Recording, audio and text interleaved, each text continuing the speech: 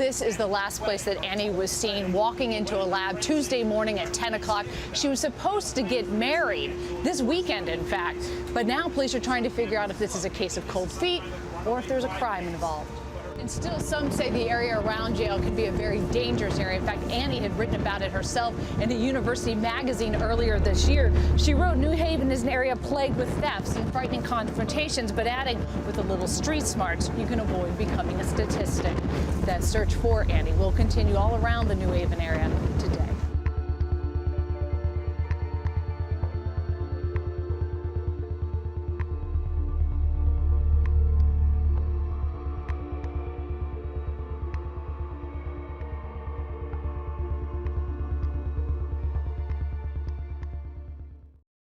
On the morning of September 8, 2009, Annie Marie Lay left her apartment and hopped on a Yale bus to the Sterling Hall of Medicine and arrived at her office. She left Sterling Hall at 10 a.m. and walked to 10 Amistad Street in New Haven, Connecticut, where her research lab was located. Annie carried her books, but left her purse, which contained her cell phone, credit cards, and cash, in her office at Sterling Hall. She entered the Yale School on Amistad Street as the school's cameras captured her in a green shirt and a dark brown skirt with her shoulder-length hair, carrying a few items in her hands. By 9 p.m., Annie did not come home to her roommates, so they called the police and reported her missing. But what happened to Annie Lay? And why didn't she come home? Annie Marie Lay was born in San Jose, California on July 3, 1985, to a Vietnamese American family. She was a valedictorian of her class at Union Mine High School and voted one of 2 students who were set to be the next Albert Einstein. She earned $160,000 in scholarship money, where she would graduate from the University of Rochester. She was later accepted into a graduate program at Yale, which would have led to a doctorate in pharmacology. Annie's work involved treatments of diabetes and certain types of cancers. She was also engaged to Jonathan Widawsky, who was a physics and mathematics graduate at Columbia University. This was Annie's last day on campus, as she was getting married to Jonathan on September 13th. At 10 a.m., when she entered the building and did not come home by 9 p.m., the concern for her whereabouts grew rapidly. Annie was extremely punctual with her schedule and always came home around 9 p.m. Just moments ago, I spoke to one of Annie Lay's close friends and former roommates, Vanessa Flores. I had a very tough time just reading the headline. I read it over the internet. I came from Newark, and I was just trying to get myself settled. And when I looked into the internet and just see what had happened, and to read it, and then I guess listen to the statement by Yale's president, You talk about her fiancé, John. He is not a suspect. Tell us about him. I think he was perfect for her. Like, John was so, or is, I mean, he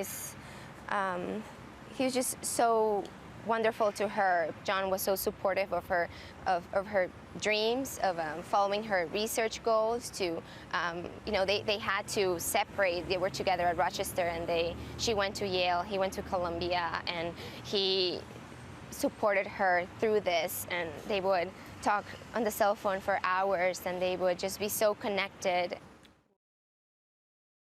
Yale staff checked all 75 cameras on campus, but not one showed any sign of Annie leaving.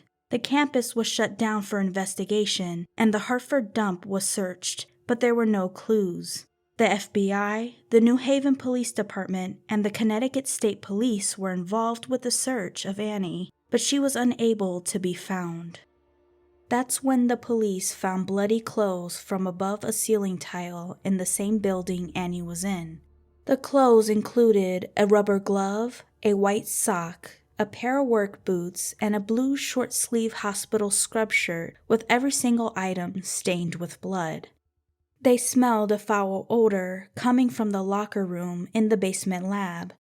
Shortly after 5 p.m., her body was discovered inside of the wall behind a toilet of the basement lab.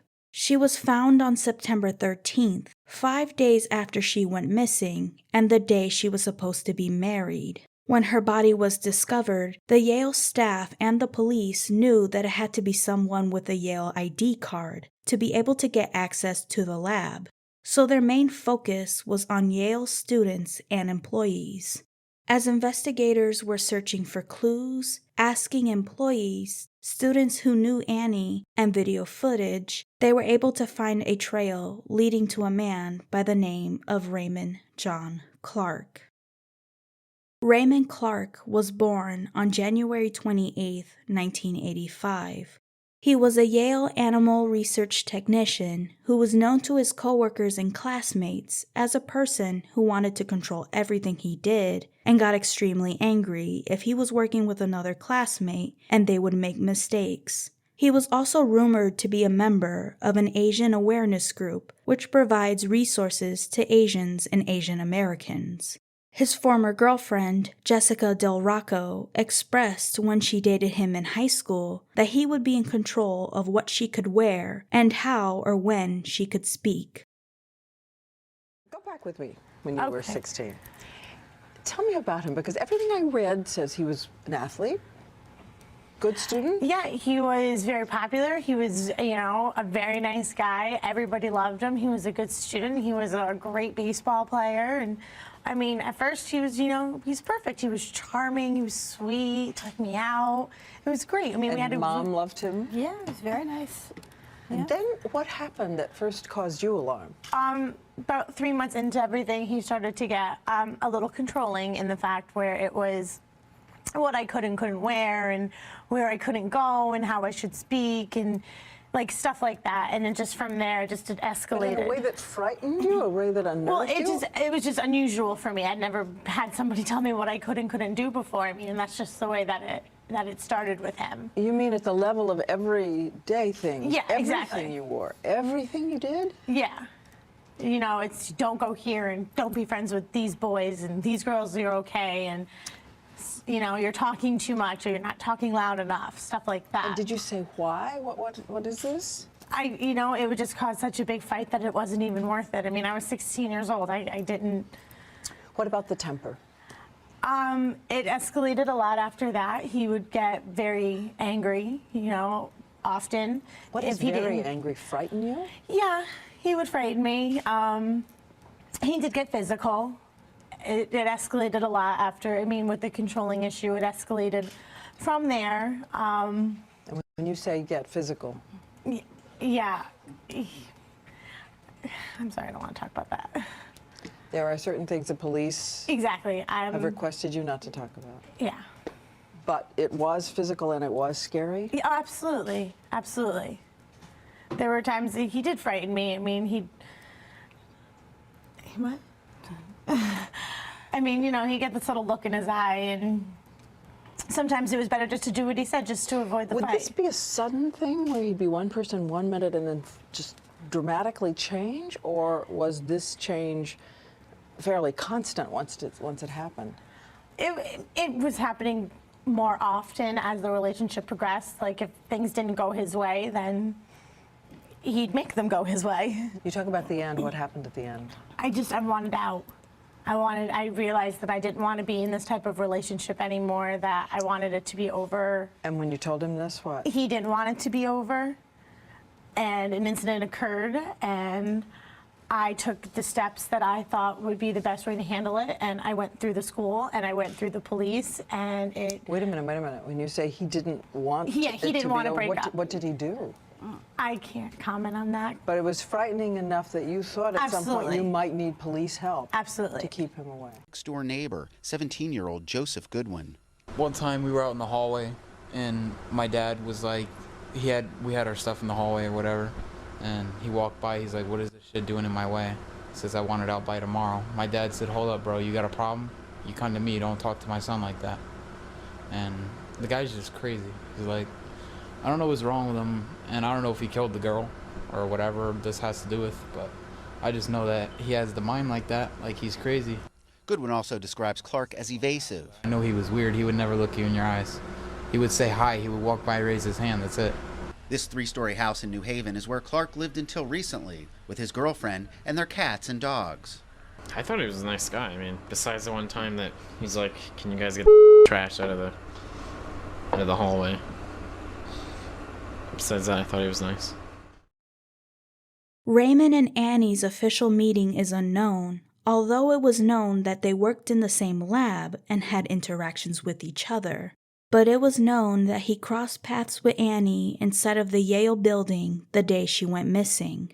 On the morning of September 8th, Annie walked inside the lab and Raymond was able to be alone with her sometime that day.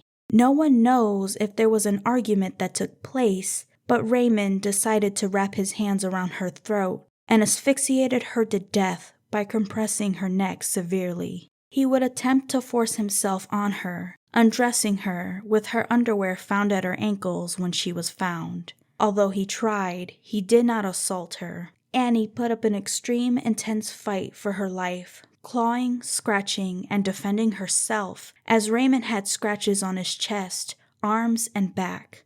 After he ended her life, he panicked and stuffed her body inside one of the walls in the lab. He also attempted to mask the smell of decomposition by placing air fresheners in the walls and in the ceilings. Unfortunately for Raymond, he didn't go unnoticed. On September 10th, Rachel Roth, who worked with Annie, approached Yale police officer Sabrina Wood with a box of wipes and a blood-stained steel pushcart for Lab G13, which is the same lab that Annie was found. Wood called the FBI and waited for them and told them that she watched Raymond leave the lab several times. She stated that he walked over to the pushcart, moved it so Wood wouldn't see the blood, and leaned on the cart as he made small talk with her. She said later that same day, he was scrubbing the drain of the G13 lab, but Wood stated that it did not appear like it needed to be cleaned. Another encounter Clark had with investigators was on the same day, September 10th, when he approached a Yale police officer, Jennifer Garcia, and stated how he knew Annie. He stated to Garcia that he saw Annie working in the G13 lab at 10:30 a.m. that morning and saw her leaving the building at 12:30 p.m. Video evidence indicated this was a lie. Annie was never caught on any of the 75 cameras leaving the campus and leaving that exact time.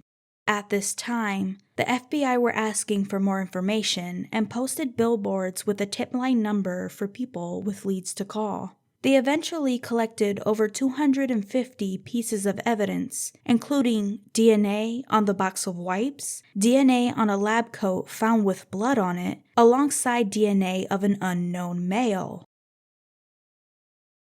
The FBI took tips from the Yale police officers, the fact that the DNA belonged to a man, and the fact that Raymond was indeed working on the day of the 8th in the same exact building made him the lead into Annie's murder. He was issued a warrant to provide a DNA sample shortly after. He provided his DNA to the police on September 16th. Even though he was released the same day, he was arrested the next day after the DNA sample he gave matched the DNA found at the scene. He was held at the McDougal Walker Correctional Institution in Suffield, Connecticut, a maximum security prison, on a $3 million bail. He appeared in the Connecticut Superior Court on October 6, 2009, but didn't enter any pleas to the charges held against him. His hearing was delayed until January 26, 2010, as all the evidence and case materials have not been available at the time. Clark would plead not guilty with a pretrial hearing scheduled for March 3rd in New Haven, and a pretrial evidence process was scheduled for July 26 of 2010. Raymond's case was continued over and over again, and another hearing was scheduled for February 9, 2011. Raymond would plead guilty for Annie's murder in March of 2011, exchanging his plea for a 44-year prison sentence. He was also charged with attempted sexual assault and entered an Alford plea. For those who might not know what an Alford plea is, that is a guilty plea without admitting guilt. Instead, you give into and accept the accuracy of the evidence held against you. The official dates the pleas were entered was on March 17th, and he was sentenced to 44 years in prison for first-degree murder on June 3, 2011. He is currently serving his time at the Cheshire Correctional Institution. He will be released on September 16, 2053. Raymond Clark III faces 44 years in prison for the 2009 murder of Annie Lay. News 8's Annie Rourke standing by live outside of New Haven Superior Court this noon with the latest. Annie? Good afternoon, Keith. Raymond Clark arrived here at New Haven Superior Court just before 9:30 this morning. The sentencing is going on as we speak, and we are expecting to hear from Raymond Clark the first time he's made any public comments about all of this. Again, the 26-year-old from Middletown was escorted to New Haven Superior Court earlier this morning. Clark made a plea deal in the case and is expected to receive 45 years behind bars for the killing of Annie Lay. Her family also arrived at the courthouse this morning. About 10 members of her family have traveled from Placerville, California. Her fiancé will also be here. They all want to be in the courtroom today to see justice done. This is his victim impact, or not his victim impact statement, this is his statement, and the first sentence here says, "I take full responsibility for my actions." It was September of 2009 when Annie Lay's body was found in a wall at Yale University. Overwhelming evidence would link Raymond Clark to her murder. A year and a half later at New Haven Superior Court, Clark faced Lay's family, listening to the agonizing details of how her family has suffered since her death. I think what you saw today in the courtroom was a display of a really enormously gracious, dignified family who was suffering immeasurably. Lay's father, mother, brother, and uncle spoke before Clark's sentencing, each statement as difficult to hear as the next. Lay's dad tearfully said, quote, "Our pain remains fresh, changing every aspect of life within our family." Her mother, Vivian, quote, "You took away my only daughter, Annie. I will never hold my grandchildren." Or this thought from Annie's cousin, Dan, "My grandmother, so great is her sorrow that she can scarcely stand to hold a picture of Annie for fear that it will renew the anguish." Obviously, there's no amount of jail time or punishment that will ever bring Annie back.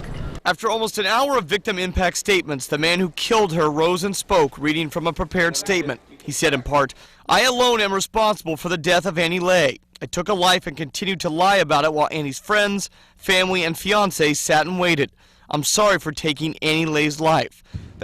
The media was criticized during Annie's murder due to her getting massive amounts of media coverage. The nonprofit organization Change.org made comments to the media for providing so much coverage of Annie Lay's murder, while ignoring another college student who was murdered in Dallas, Texas, around the same time Annie was murdered. Connecticut Post staff Mary Ann Gale Brown argued that Lay's murder attracted media attention because she was an Ivy Leaguer. She would further translate by saying, "Someone who possesses the sky's the limit potential, vivacious and attractive too." Before I continue, I want to let you know that the next part of this video is going to be my opinion on the media and on Brown's comments. If you wish not to hear an opinion of mine, please skip to the timestamp on screen now. Although I can agree that sometimes the media will cover one thing and not another because it can drive potential uprising revenue and the person might be more appealing in the eye in terms of looks and their lives, I would like to stress that Annie did indeed earn her spot at Yale. She had a disciplined aunt and uncle who cared for her and always made sure she succeeded in school. It is not her fault at all that she was accepted into Yale and was unfortunately murdered there and made headlines. I do think the other college students who went unnoticed should have been noticed, which the media is at fault for. However, reading up on Annie Lay and her upbringing, she worked extremely hard and earned scholarships on her own with her drive and hard work. Just because she went to Yale and was an Ivy Leaguer doesn't make what happened to her any less valid. I agree and personally feel Brown's comments to be absolutely valid. However, I can also acknowledge Annie was a good student who never had any enemies, who deserves coverage of the pain she was inflicted, the fight she put up against Clark, and being stuffed behind a wall as her tomb, rotting away. She remained there for 5 full days, being found on the very day she was supposed to get married. No matter who you are, or what you've earned or achieved in life, just because the media wants to pick and choose what they want to talk about doesn't make anyone better than anyone. We are humans who deserve the same love. With that being said, shame on the media for ignoring the other victims of college crimes. Annie Lay was a beautiful, gifted-minded woman who had everything going for her. She was attempting to find cures for certain cancers and studying on how to treat people who are diabetic and sick. She was a kind person who would never hurt anyone and would prefer to stay out of any conflict. She did not deserve to leave this world so brutally, being discarded behind a wall and a toilet. And what was the motive for her murder? Some thought Raymond was a stalker. Some had theories Raymond was obsessed with Asian women. As for motive, some believe Clark may have gotten into a dispute with Lay over laboratory procedures. As an animal technician, Clark cleaned the cages and fed the animals that Lay and other researchers used. There are reports that Clark sent a text or email message to Lay requesting a meeting to discuss cleanliness of the cages. And it appears lab workers like Clark were continually reprimanding Lay and other researchers about lab rules. Most of the animal facilities people were known for reprimanding the investigators. This Yale medical student who requested we disguise her identity worked in the lab with Clark just 2 days before Annie Lay's body was found. They definitely felt that they were in charge of enforcing those rules. If you weren't wearing shoe covers in the hallway, they would tell you to put on shoe covers or sometimes yell at the researchers.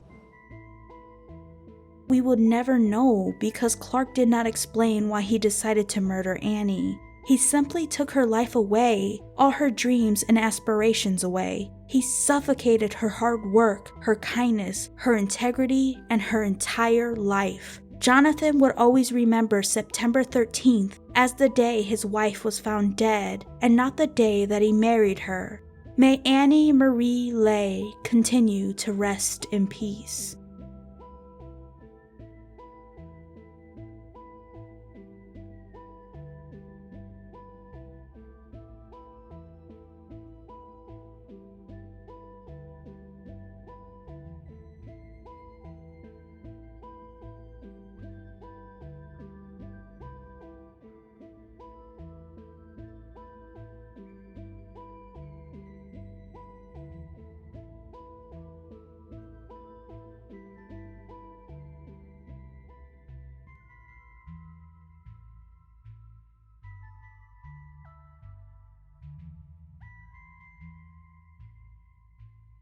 This is Storm, and thank you for watching. Please take care of yourself and each other.